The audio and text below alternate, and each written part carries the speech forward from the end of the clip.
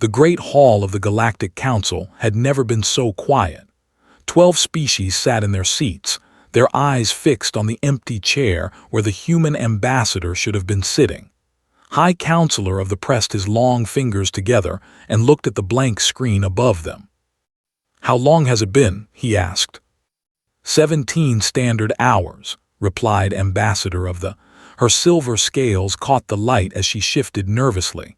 "We have tried all communication channels. There is no response from any human world."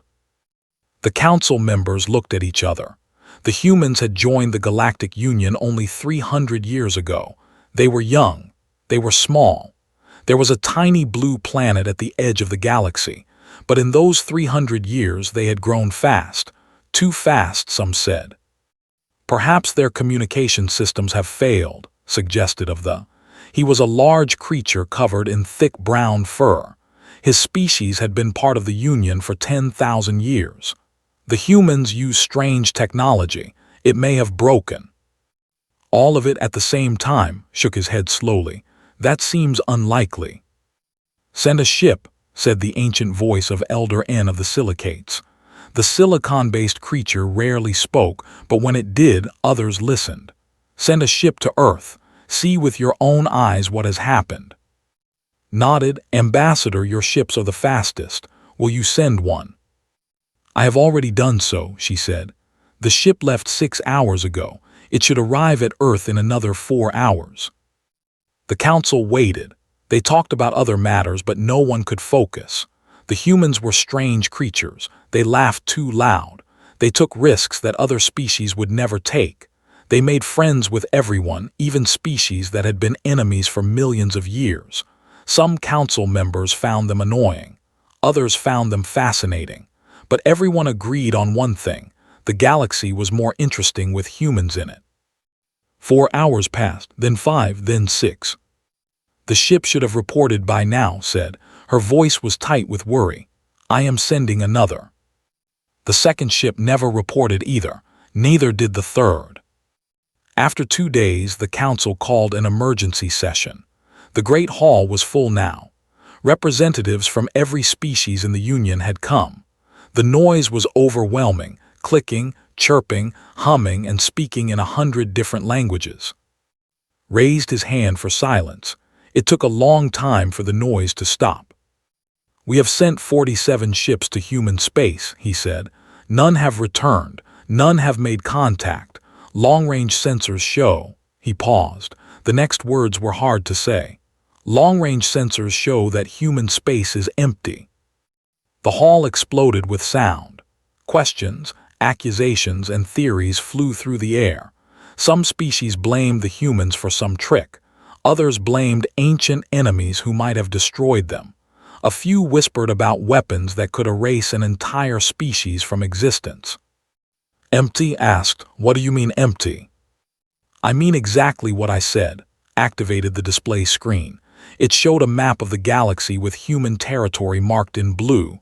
There are no human ships. There are no human stations.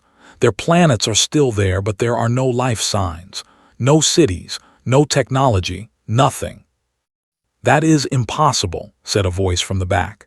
It was Ambassador X of a species of living machines.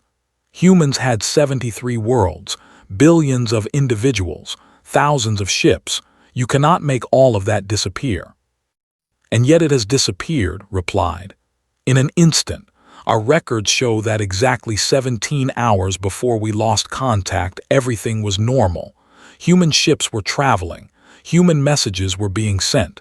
Human lives were being lived. And then nothing." "A weapon," someone whispered. "Someone has built a weapon." Fear spread through the hall like fire. If someone had a weapon that could erase an entire species in an instant, no one was safe. The council members looked at each other with new suspicion. Which species had done this? Which species would be next? "We must find out what happened," said Elder N. "Not just for the humans, for all of us." The council voted to send a fleet, not just a few ships, but 100 vessels from 12 different species. They would travel together to human space. They would find answers. But as the ships prepared to leave, something strange happened. A message arrived at every communication station in the galaxy. It was short, written in perfect galactic standard, and it came from nowhere. "Do not be afraid, we will return. Humanity." The message lasted only 3 seconds. Then it vanished, leaving no trace. Engineers tried to find where it had come from. They found nothing. It was as if the message had appeared from empty space itself. Read the message again and again. "Do not be afraid, we will return." What did it mean?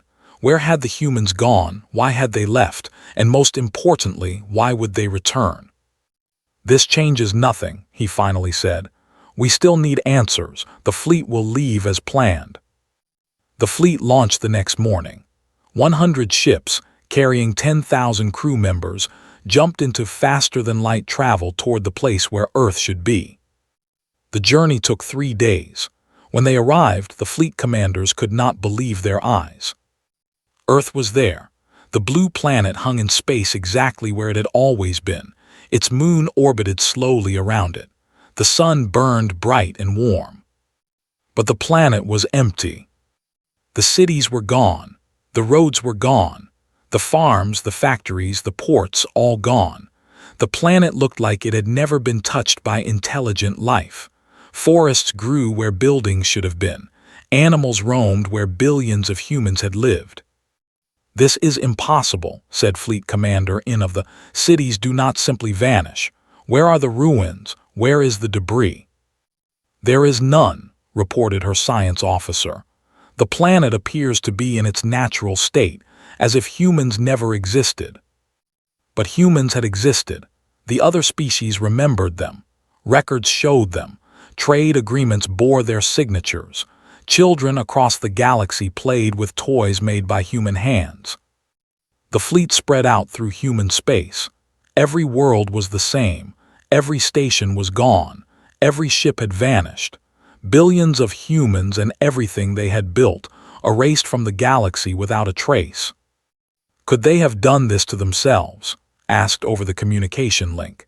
He had come with the fleet, unable to stay behind while such a mystery unfolded. Could the humans have chosen to disappear? "Why would anyone choose this?" In replied. "What possible reason could they have?" No one had an answer. The fleet spent weeks searching. They scanned every asteroid, every moon, every dark corner of space. They found nothing. The humans were simply gone. When the fleet returned to the Council, they brought their findings and their confusion. The Galactic Council met again, and this time the fear was even greater. "Someone or something has done this," said, "and we do not know who or what, we do not know why, and we do not know if we will be next." The Council voted to increase military spending across all species. Defense platforms were built. Early warning systems were installed. The galaxy prepared for war against an enemy it could not see. But months passed and nothing happened. No other species disappeared. No attacks came.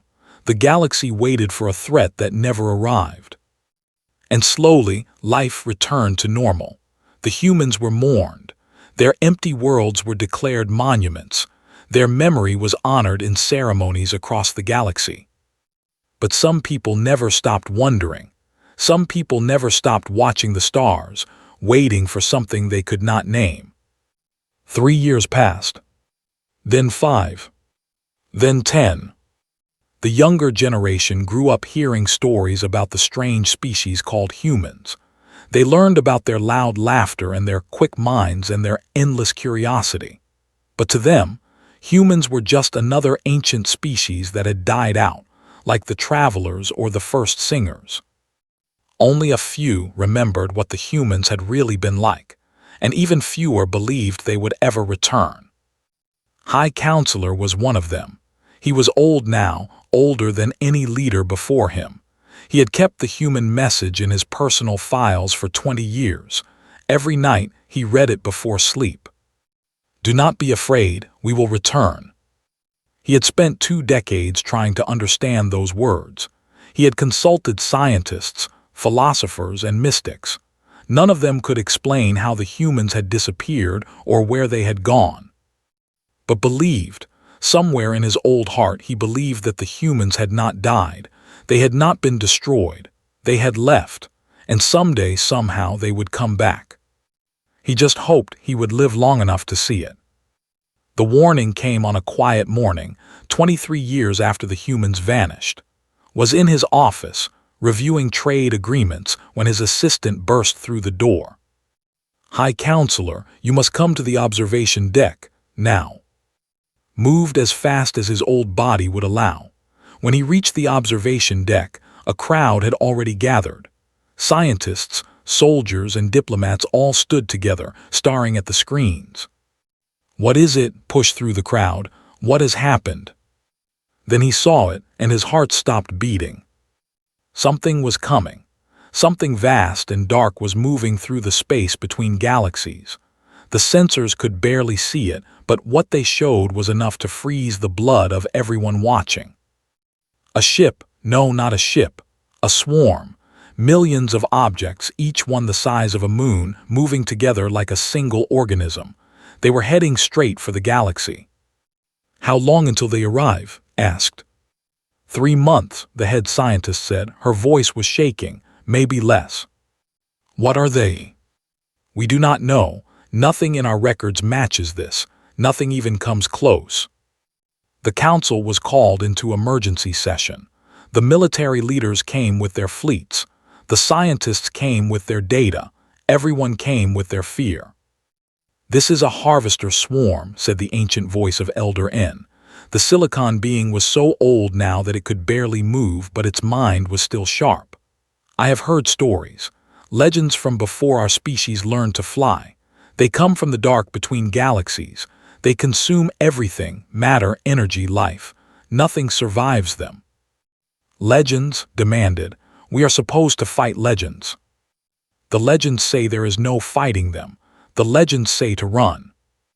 The council chamber erupted in panic. Run where? The swarm was coming from the direction they would have fled. There was nowhere to go. "Our combined fleets," said Fleet Commander N, now a Grand Admiral. "How many ships do we have?" 40,000 combat vessels, her aide reported. "Another 100,000 support ships." "And the enemy has millions," and shook her head. "We would not even slow them down." "Then what do we do?" someone shouted. "Do we just die?" No one had an answer. The council argued for hours, then days. Some wanted to fight. Some wanted to run. Some wanted to surrender. But everyone knew the truth. Against something this big, nothing they did would matter. The swarm grew closer. Every day the sensors showed it larger and more terrible. Individual objects could be seen now, great dark shapes that seemed to swallow light itself. They moved with terrible purpose, and that purpose was destruction. 1 month before the swarm would arrive, the galaxy had given up hope. Families held each other close. Religious leaders offered prayers to their gods. Some species chose to end themselves quickly rather than face what was coming. Sat alone in his office, staring at the human message for the 1,000th time. "Do not be afraid. We will return." "Where are you?" he whispered to the empty room. "You said you would come back. Where are you?" There was no answer. There had never been an answer. Then the sensors went crazy.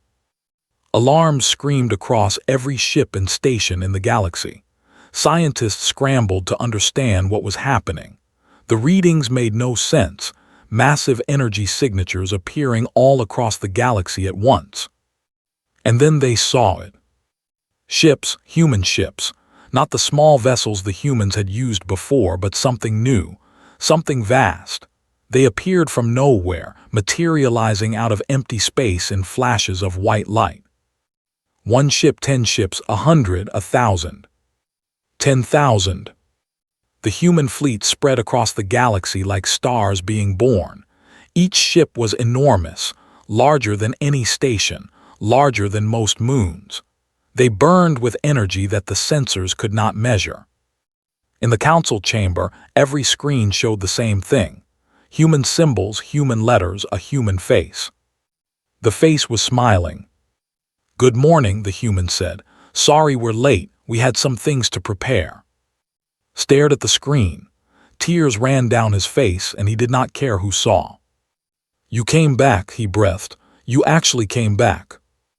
"We made a promise," the human said. "Humanity keeps its promises." "But where did you go? How did you?" "We'll explain everything later. Right now, we have work to do." The human's smile faded into something harder, something that made scales stand on end. "We've been watching the harvesters for a long time. They've destroyed thousands of galaxies, trillions upon trillions of lives. No one has ever stopped them." "Can you stop them?" In asked. The human looked at her, and then the smile returned, but this time it was different. This time it was the smile of a predator. "We didn't spend 23 years preparing to lose." The human fleet moved to meet the swarm. Every species in the galaxy watched on their screens as the ships, humanity's new ships, flew toward the approaching darkness. The harvesters came like a wave of death. Millions of objects, each one capable of destroying worlds, surged forward to meet the human fleet. The battle began. The first human weapons fired, and the harvesters died. Great beams of light cut through the swarm, destroying hundreds of objects at once. The harvesters fought back, launching attacks that would have shattered any normal ship, but the human vessels did not even slow down. "Impossible," whispered the ambassador. "Their shields should not be able to withstand that." "Their weapons should not be able to do that," added the head scientist. "Nothing about this should be possible," said Elder N. But for the first time in decades, the ancient being sounded happy. The battle lasted 3 days. 3 days of fire and light and destruction. The human fleet pushed forward, never stopping, never retreating. The harvesters threw everything they had at them, and it was not enough. When the last harvester fell, the galaxy was silent. The screens showed the aftermath, billions of destroyed objects floating in space, and the human fleet, intact, victorious. The human appeared on the screens again. The same face, the same smile, but now there was tiredness in those strange human eyes. "It's done," the human said. "The harvesters will never threaten this galaxy again." The council chamber exploded with cheering. Ambassadors who had been enemies for embraced each other. Tears of joy fell across the galaxy as word spread. They were safe. The humans had saved them. But had questions. He always had questions. When the celebrations ended, he requested a private meeting with the human representative. To his surprise, the human agreed immediately. The next day, a small shuttle landed at the council station, and a single human walked out. She was female, tall for her species, with gray hair and kind eyes. She walked slowly and realized she was old, as old as him, perhaps. "High Counselor," she said, taking his hand in the strange human greeting. "I've wanted to meet you for a long time. You know who I am.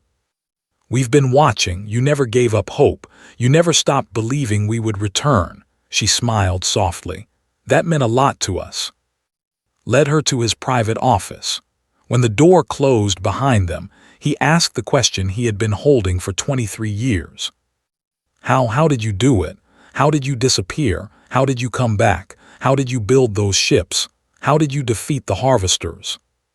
The human sat down. She looked out the window at the stars and was quiet for a long moment.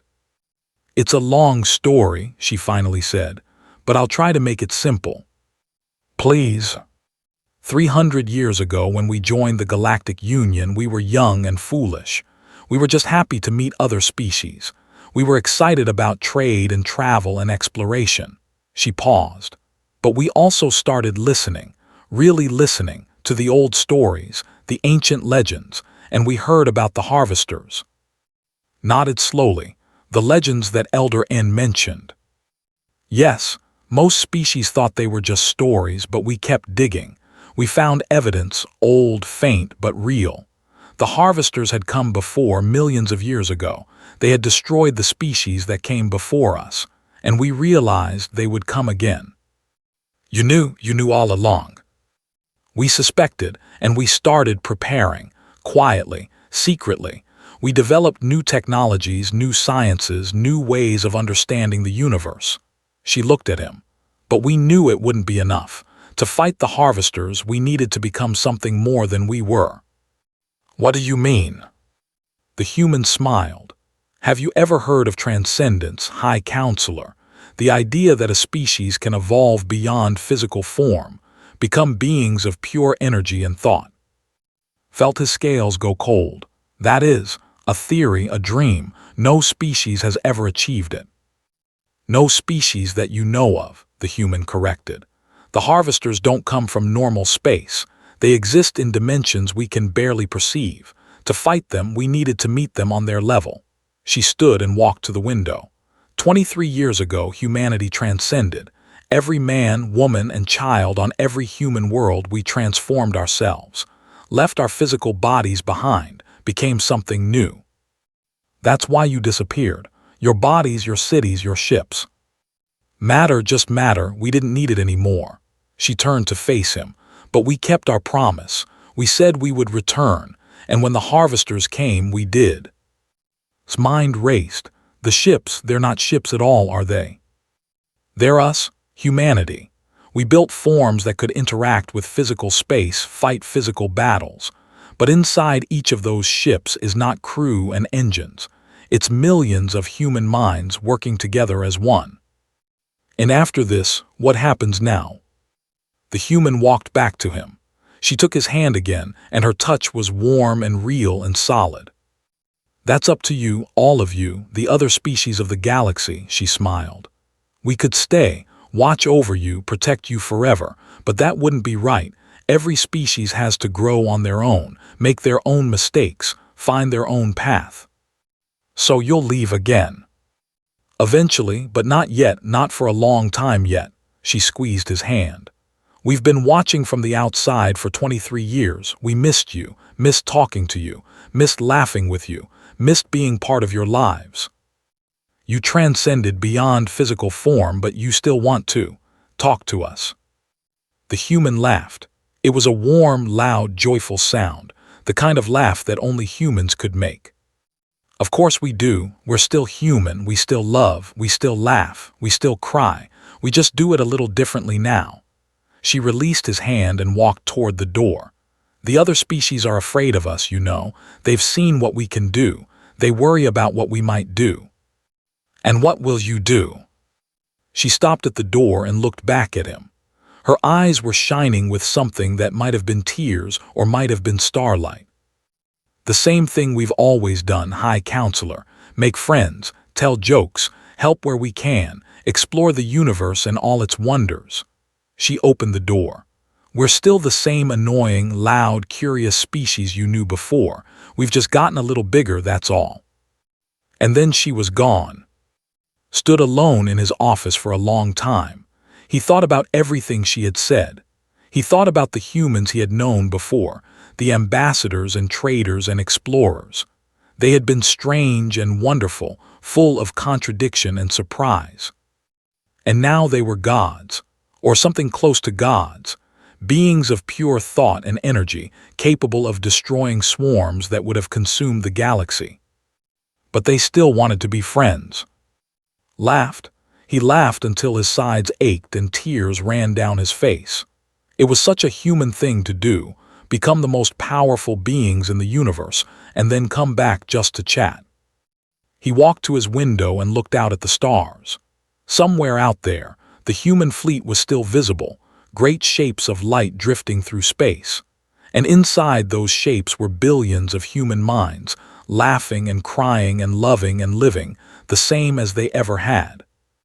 "Welcome back," whispered. "We missed you too." In the weeks that followed, the galaxy began to recover from its fear. The harvesters were gone. The humans were back. Life could continue. But it was not the same life as before. The other species looked at the humans differently now. Some looked with worship.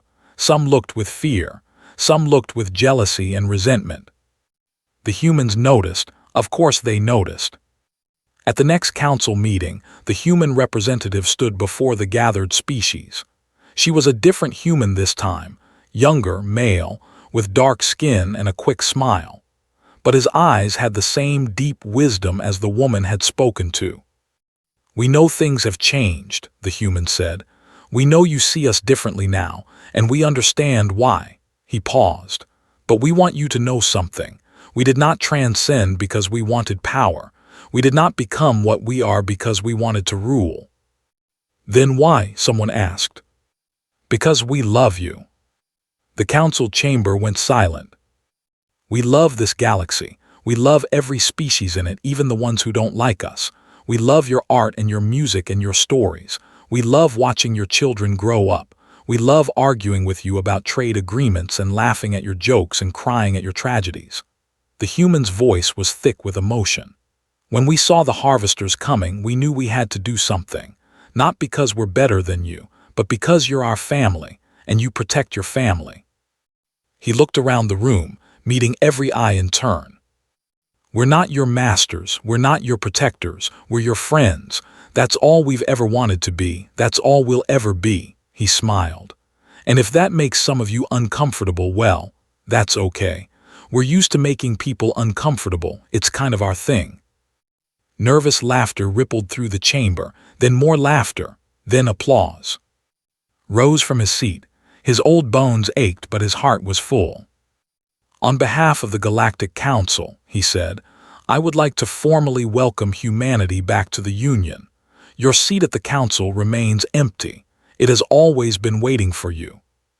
The human smiled, that bright, strange, beautiful human smile. "Thank you, High Counselor. It's good to be home." And so the humans returned to the galaxy. They took their seat on the Council. They resumed trade and travel and exploration. They laughed too loud and took too many risks and made friends with everyone, just as they always had. But sometimes, late at night, the other species would look up at the stars and remember what the humans had become. They would remember the great ships of light that had destroyed the harvesters. They would remember that their friends, their neighbors, their trading partners were beings of unimaginable power. And they would feel two things at once: a small fear of what humanity could do, and a great comfort in knowing that humanity never would. Because that was the truth of it in the end. The humans had become gods, but they had chosen to remain friends. They had gained the power to rule the universe, and they had used it to make the universe a little bit safer, a little bit warmer, a little bit more full of laughter. That was humanity. That had always been humanity. And the galaxy was better for it. 100 years later, High Counselor passed away. He was the oldest who had ever lived, and he died peacefully in his sleep, dreaming of the day the humans had come back.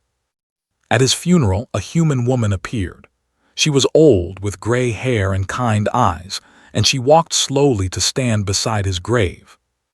"Hello, old friend," she said. "I told you we'd see each other again." She placed a single flower on his grave, a flower from Earth, grown in the light of a transcended star. And then she stood there for a long time, watching the sun set over a galaxy at peace. "Thank you," she whispered, "for believing in us, for never giving up hope." A wind stirred the trees around her.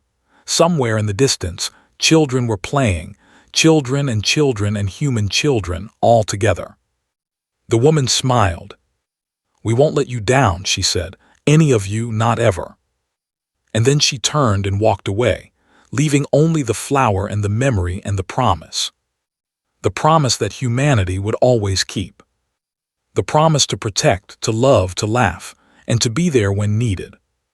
The promise that had been kept once before and would be kept forever after. Because that was what humans did. That was who humans were.